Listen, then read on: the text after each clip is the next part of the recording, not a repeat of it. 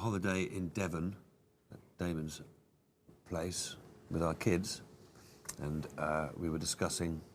Well, a friend of ours had just been to some festival and had done a show, GSS, Good as Sound System, and he was telling us the reaction from the crowd to all of the old Good as songs, and it sort of got us excited about doing another album.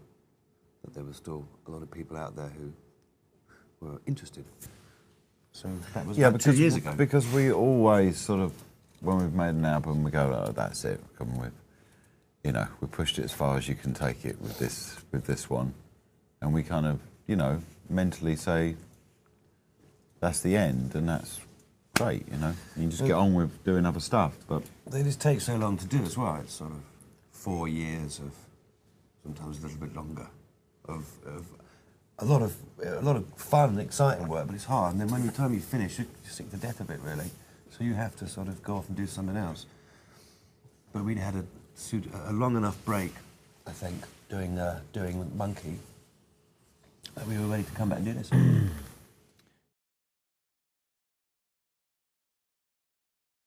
There's nothing laborious about making music. There are certain processes in putting all of this together that can be slightly laborious, but no. The creation part's the fun part.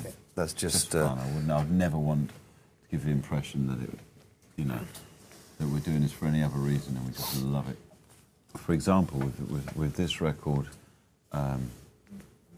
some of the recording was done in the Middle East, in Damascus. Some was done in New York, some was done in London, and then there were various kind of sort of. There's some in Derby actually. All the opening, the orchestral opening was recorded at the old Rolls-Royce factory in Derby, which is a kind of.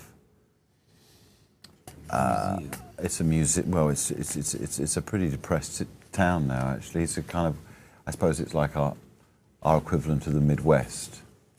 Yes, it's and all of it, and then I recorded an awful lot of music for this record, about 80 pieces of music in total, and so theoretically there's a part 2 and part 3 of Plastic Beach if we ever sort of felt motivated to spend another few years finishing it. But no, it's just because it's so eclectic. It takes a long time for you to actually get a picture, because we don't start with a picture or an idea. I mean, we started with a very loose idea of Plastic Beach, which probably means something different to me than it does to Jamie. But we evolve. Yeah, we started with lots of ideas that didn't go anywhere, but then you said Plastic Beach. That was the moment when... Yeah, but all our ideas sort of worked again together. You know, what I'm trying to convey is the fact that it's quite random what we do. It's not premeditated at all, and we really do make it up as we go along. As you can probably tell by the sort of slightly waffling nature of this interview.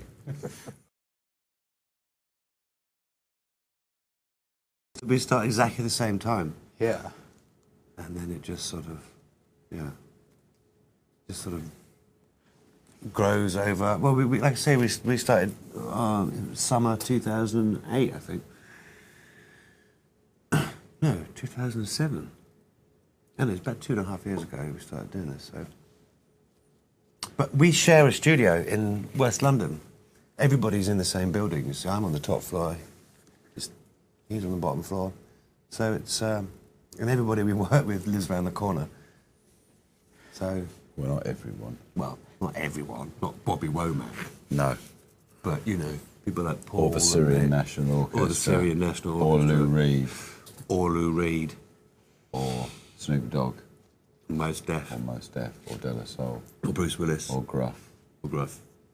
Or Little Dragon. In fact, nobody lives around. We live around. We live there. Except for Paul. Except for Paul lives there. Paul Simon and Jones, who do live around the corner. Yeah. And Cass. And Cass, yeah, Cass Brown. Our team, basically. The core team. Gorillas team.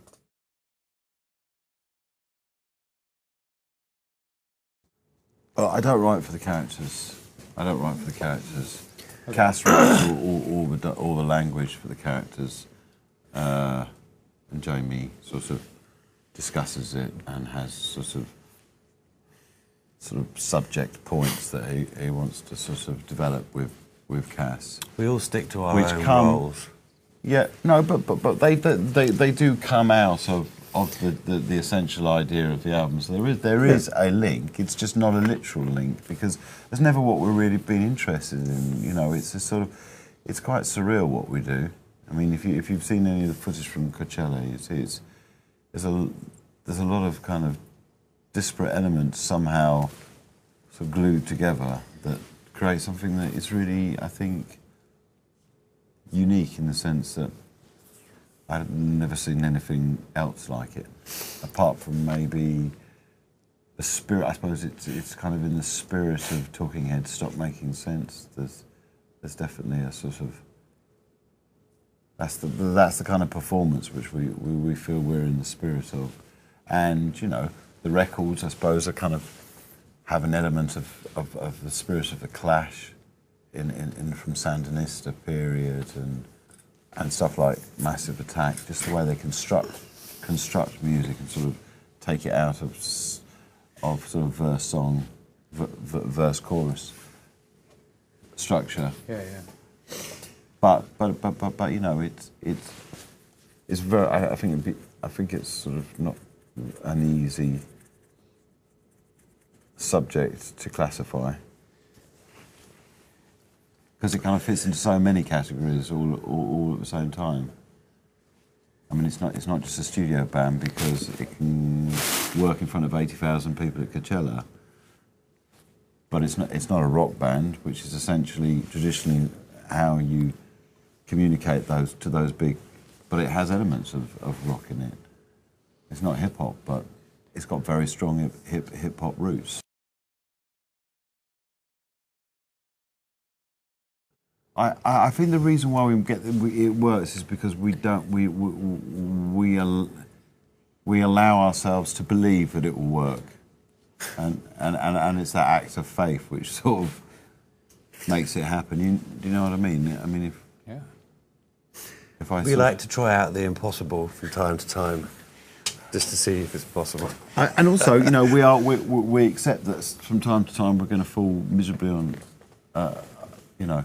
Over. Well, I think with the live stuff with Gorillaz, I think this is the third album we've finally figured out how to do it properly. Yeah.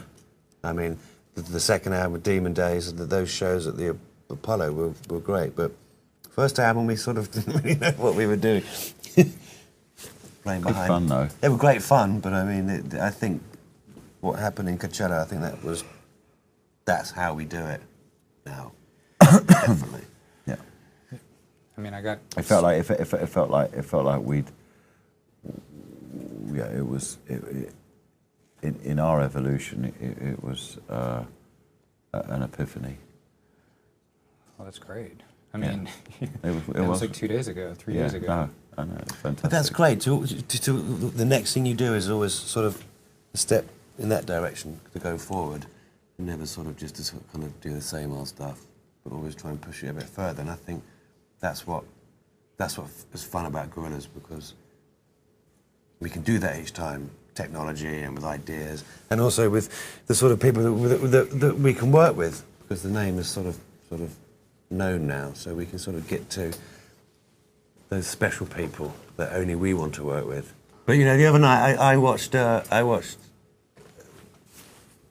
concert, and there was one song where there was Paul Simonon, Mick Jones, Damon, Gruff from the Super Furry Animals, and De La Soul on the stage doing a song together, and it totally worked, and it looked great, but you couldn't have imagined that. A huge, great jellyfish. But yeah, you couldn't have imagined that.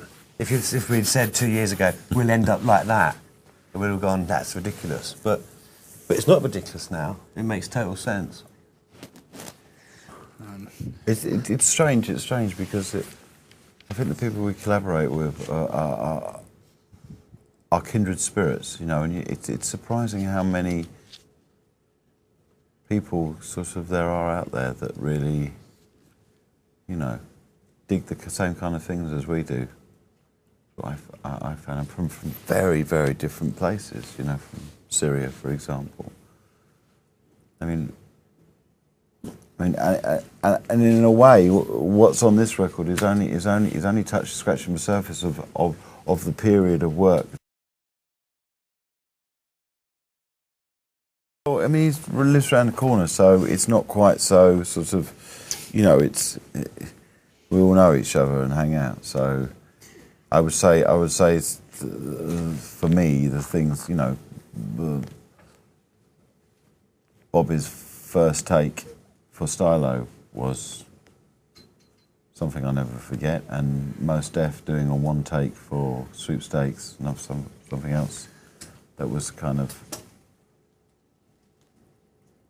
had that magic which, you know, you don't experience all the time. But a lot of it was kind of sort of. Little Dragon, listen to Little Dragon sing to Binge. You know, when you see your songs sort of turning into something else because of other people's interpretation, it's really, I love that. I mean, I could do it all myself, but I don't think it would be as interesting, you know?